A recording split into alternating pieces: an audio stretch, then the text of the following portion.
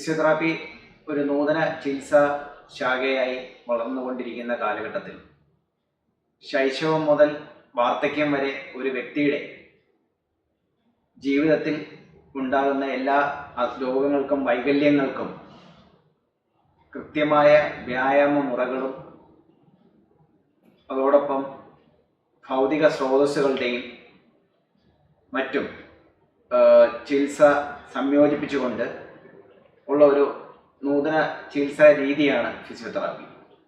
ഇതിനകത്ത് നമുക്ക് മരുന്നുകളുടെ പാർശ്വഫലങ്ങളൊന്നുമില്ലാത്ത ഒരു ചികിത്സാ രീതിയാണ് ഫിസിയോതെറാപ്പി എന്ന് പറയുന്നത്. അപ്പോൾ അതിനകത്ത് കുറച്ച് മിസ്കൺസെപ്റ്റ്സ് ഉള്ളതെന്ന് പറഞ്ഞു കഴിഞ്ഞാൽ നമുക്ക് ആയുർവേദം ആണ് ഫിസിയോതെറാപ്പി, അല്ലെങ്കിൽ അതിനകത്ത് വരുന്ന തിരുമൽ, അങ്ങനെയൊക്കെ ഒരു മിസ്കൺസെപ്റ്റ്സ് പലരിലുമുണ്ട്. അപ്പോൾ അതിനെക്കുറിച്ച് ഞാനൊന്ന് പറയാം. നമുക്ക് ട്രൂലി ആയുർവേദം അല്ല ഫിസിയോതെറാപ്പി. ആയുർവേദം എന്ന് പറയുന്നത് ഒരു പ്രത്യേക ചികിത്സാ ശാഖയാണ്. ഫിസിയോതെറാപ്പി അത് ഒരു സ്വതന്ത്ര ചികിത്സാ ശാഖയാണ്. രണ്ടും രണ്ട് തന്നെയാണ്. നമ്മൾ ഇതിനകത്ത് നേരത്തെ പറഞ്ഞ പോലെ ഭൗതിക സ്രോതസ്സുകളുടെയും വ്യായാമങ്ങളുടെയും നൂതന ചികിത്സാ രീതികളും സംയോജിപ്പിച്ചുകൊണ്ടുള്ള ഒരു ചികിത്സാ ശാഖയാണ് ഫിസിയോതെറാപ്പി.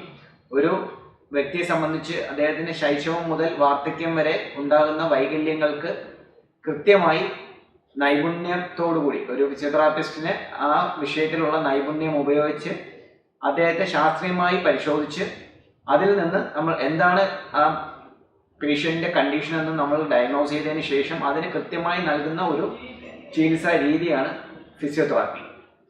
മറ്റു ചികിത്സാ ശാഖകളെ പോലെ സ്വതന്ത്രമായി ഉള്ള ഒരു ചികിത്സാ ശാഖയായി ഫിസിയോതെറാപ്പി ഇന്ന് വളർന്നു കഴിഞ്ഞു. ഇതോടൊപ്പം നമുക്ക് ഇന്നത്തെ ഫിസിയോതെറാപ്പി ദിനത്തിൽ ലോകമെമ്പാടും ഫിസിയോതെറാപ്പി ആഘോഷിക്കുന്ന ഈ വേളയിൽ രാജ്യത്ത് നമുക്ക് പല രാജ്യങ്ങളിലെയും സംഘടന എല്ലാവരും കൂടി ചേർന്നിട്ടുള്ള WCPT, world confederation of physical therapist എന്ന് പറയുന്ന ലോക സംഘടനയുടെ ആഭിമുഖ്യത്തിൽ ഓരോ വർഷവും നമ്മൾ ഫിസിയോതെറാപ്പി ദിനം ആഘോഷിക്കുന്നത്. അപ്പോൾ ഈ വർഷം നമ്മൾ ഒരു തീം, എല്ലാ വർഷവും ഓരോ തീമായിരിക്കും. ഈ വർഷത്തെ തീം എന്ന് പറയുന്നത് ബാക്ക് പെയിൻ ആണ്. നമ്മുടെ നടുവേദന എങ്ങനെ നമുക്ക് അതിനെ പ്രിവെന്റ് ചെയ്യാം, ഫിസിയോതെറാപ്പിയിലൂടെ അത് വരാതിരിക്കാനും അതിനുള്ള ചികിത്സകളും അതിനെക്കുറിച്ചാണ് നമ്മുടെ ഫിസിയോതെറാപ്പി ദിനത്തിൽ ഈ വർഷം നമ്മൾ പ്രതിപാദിക്കുന്നത്. അപ്പോൾ അതിന് വേണ്ട ഒന്ന് രണ്ട് കാര്യങ്ങൾ, നമുക്ക് ബാക്ക് പെയിനിൽ നമുക്ക് ചെയ്യാൻ പറ്റുന്ന ഒന്ന് രണ്ട് കാര്യങ്ങളെ കുറിച്ചാണ് ഞാനിവിടെ പറയുന്നത്. ബാക്ക് പെയിൻ ഉള്ള രോഗികൾ നമുക്ക് കൂടുതൽ നേരം നിൽക്കുന്ന ആ ഒരു അവസ്ഥ ഒഴിവാക്കുക.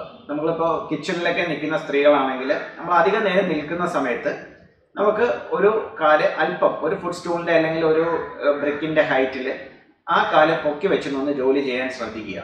കുറച്ച് കഴിയുമ്പോൾ നമ്മളിപ്പോൾ ലെഫ്റ്റ് ലെഗാണ് ആദ്യം വെക്കുന്നതെങ്കിൽ അത് കഴിഞ്ഞിട്ട് നമുക്ക് കുറച്ച് നേരം റൈറ്റ് ലെഗ് പൊക്കി വെച്ചൊന്ന് ജോലി ചെയ്യുക. രണ്ട് കാലും ഒരുപോലെ നിലത്ത് വെക്കാതിരിക്കാൻ ശ്രദ്ധിക്കുക. അതുപോലെ അധിക നേരമുള്ള ഇരിപ്പ്, നമ്മൾ ഇന്ന് IT ഫീൽഡിൽ കൂടുതലായി കണ്ടുവരുന്ന ഒരു പ്രവണതയാണ് കണ്ടിന്യൂസ് ആയിട്ട് ഇരുന്നുള്ള ജോലി. അപ്പോൾ ഇത്തരം മേഖലയിൽ ജോലി ചെയ്യുന്നവർക്ക് ഒരല്പനേരം എണീച്ച് നമ്മൾ ഒരു മണിക്കൂർ ഇപ്പോൾ ഇരിക്കുകയാണെങ്കിൽ, കണ്ടിന്യൂസ് ഇരിക്കുകയാണെങ്കിൽ ഒരു 2 മിനിറ്റോ 3 മിനിറ്റോ എണീച്ച് ഒരു റൗണ്ട് നടന്നിട്ട് വന്നിരുന്ന് ജോലി ചെയ്യുകയാണെങ്കിൽ ആ ആയാസം കുറച്ചുകൂടെ കുറയുകയും നമുക്ക് നടുവിന് അത്രയും സ്ട്രെയിൻ ഇല്ലാതിരിക്കാനും സാധിക്കും. മൂന്നാമതായി നമ്മൾ യൂസ് ചെയ്യുന്ന മാട്രസിൻ്റെ കാര്യമാണ്. മാട്രസ് പലരും നമ്മൾ വില കൂടിയ ചെരുപ്പും മറ്റു കാര്യങ്ങളും ഒക്കെ മേടിക്കും. പക്ഷെ നമ്മൾ കിടക്കുന്ന മെത്തയ്ക്ക് വളരെയധികം നമ്മൾ പൈസ കൊടുത്ത് മേടിക്കുന്നതിനെ നമ്മൾ മടിക്കും. അപ്പോൾ ആ മാട്രസ് നമ്മുടെ നടുവിനുണ്ടാകുന്ന ഭവിഷ്യത്തുകൾ വളരെ വലുതാണ്. അപ്പോൾ ഇതിനകത്ത് ശ്രദ്ധിക്കേണ്ടത്, നമ്മൾ ഒത്തിരി വില കൂടിയ മാട്രസിലേക്ക് പോകണമെന്ന് ഞാൻ പറയുന്നില്ല. പക്ഷെ നമ്മൾ വളരെ നല്ലൊരു, നമുക്ക് കംഫർട്ടായിട്ട് നമുക്ക് അതിനകത്ത് കിടന്നു കഴിഞ്ഞാൽ വളരെ പൊഴിഞ്ഞു പോകുന്നതോ ഇല്ലെങ്കിൽ ഇരുന്ന് കഴിഞ്ഞാൽ താഴ്ന്നു പോകുന്ന ടൈപ്പുള്ള മാട്രസ് ഒഴിവാക്കിക്കൊണ്ട് വളരെ കംഫർട്ടായിട്ട് നമ്മൾ സ്പൈനിനെ സപ്പോർട്ട് ചെയ്യുന്ന രീതിയിലുള്ളൊരു മാട്രസ് തിരഞ്ഞെടുക്കാൻ ശ്രദ്ധിക്കുക. മാട്രസ് മേടിച്ചിരുന്നാലും നമ്മൾ ഒരു 2 മാസം ഇല്ലെങ്കിൽ 1 മാസത്തിൽ എങ്കിലും നമ്മൾ ഓരോ പ്രാവശ്യം മെത്ത അങ്ങോട്ടും ഇങ്ങോട്ടും തിരിച്ചിട്ട് യൂസ് ചെയ്യാൻ ശ്രദ്ധിക്കുക. ഒരേപോലെ വർഷങ്ങളായിട്ട് നമ്മൾ അങ്ങനെ ഒരു ബെഡിലിട്ട് കഴിഞ്ഞാൽ അങ്ങനെ യൂസ് ചെയ്യരുത്. അത് ടേൺ ചെയ്ത് തന്നെ യൂസ് ചെയ്യാൻ ശ്രദ്ധിക്കുക. അതോടൊപ്പം ഹൈ ഹീൽസ് വളരെ ഉപയോഗിക്കുന്നതാണ് ഏറ്റവും വലിയ ബാക്ക് പെയിനിലേക്ക് നമ്മളെ നയിക്കുന്ന വേറൊരു കാര്യം. കാഫിൻ്റെ ഒരു ഭംഗി നമുക്ക് കിട്ടുന്ന ഒരു ഷേപ്പ് ക്രിയേറ്റ് ചെയ്യാനാണ് ഹൈ ഹീൽസ് കൂടുതലായിട്ട് നമുക്ക് യൂസ് ചെയ്യുന്നത്. പൊക്കം ഇല്ലാത്തവരാണ് കൂടുതൽ യൂസ് ചെയ്യുന്നത്.